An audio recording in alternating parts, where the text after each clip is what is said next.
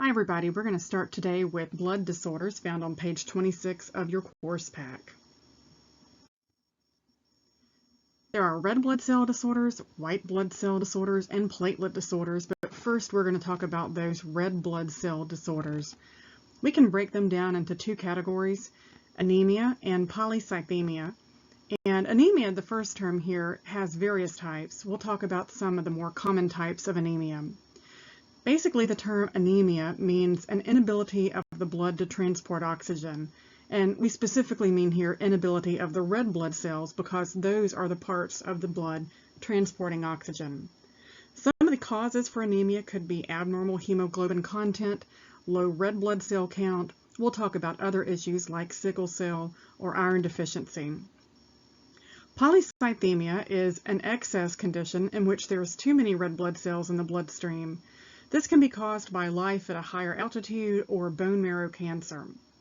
Just a reminder here that emia, the suffix for these words, means condition of the blood, and the a prefix there means without, while the poly prefix there means many.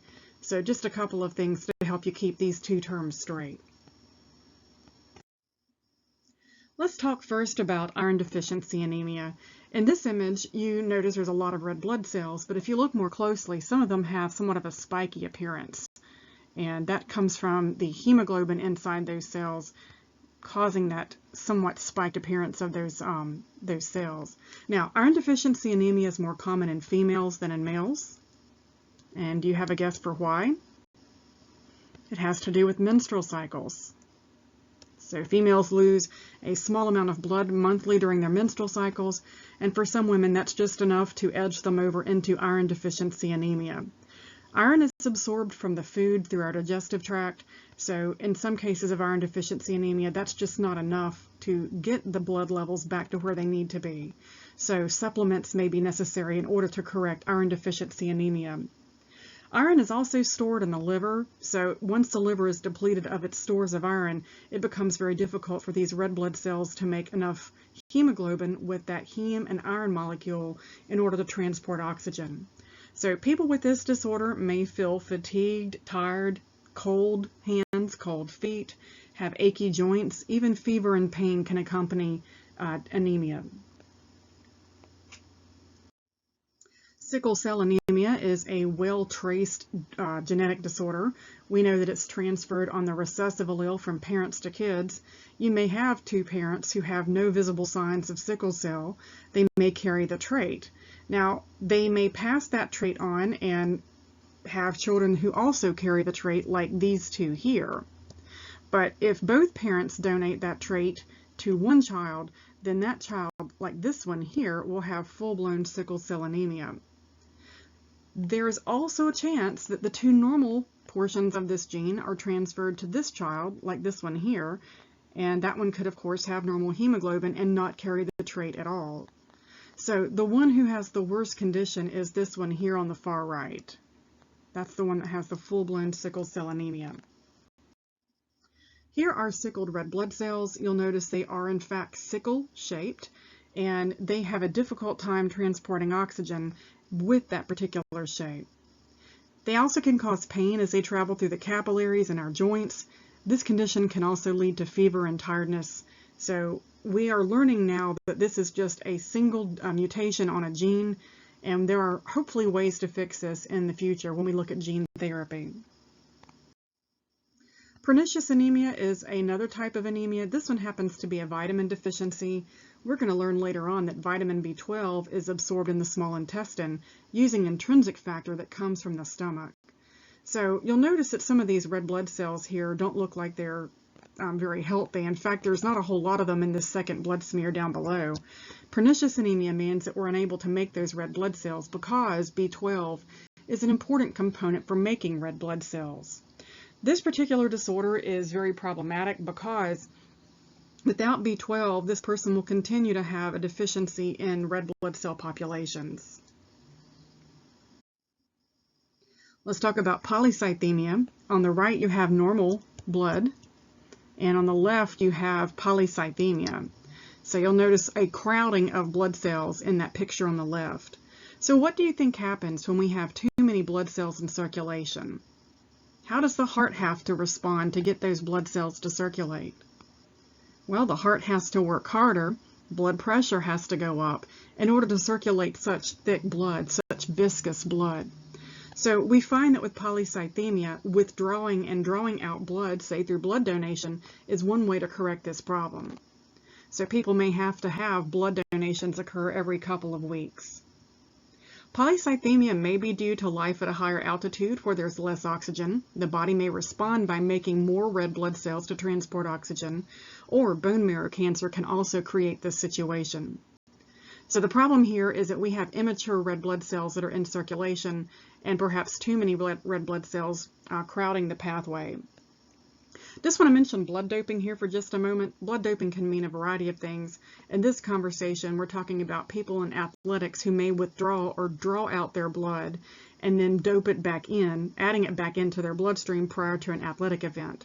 In doing that, they are giving themselves an unfair competitive advantage because all of a sudden they have more red blood cells in order to transport oxygen, and we know that oxygen is used to make ATP.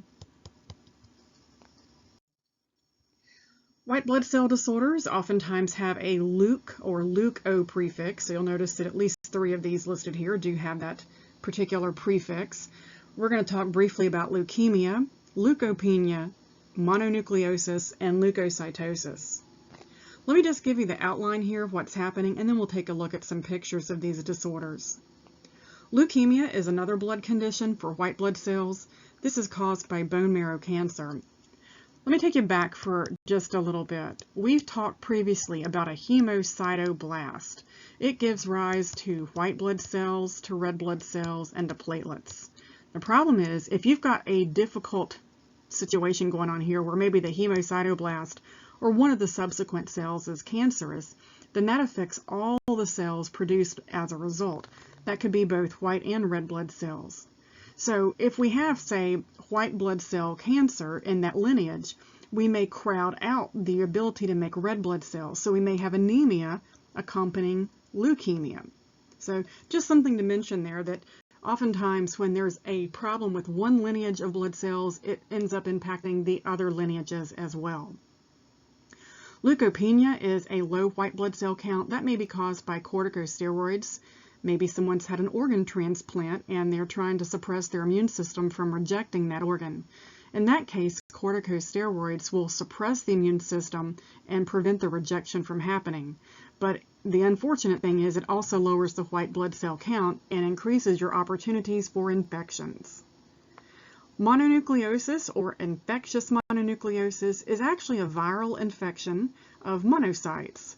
The Epstein-Barr virus can cause mononucleosis, and of course it can linger in the body and continue causing problems such as chronic fatigue syndrome.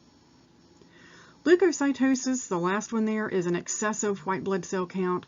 You may experience this condition when you have an infection, perhaps parasitic worms, allergies. We can look at your specific white blood cells and determine exactly what's happening.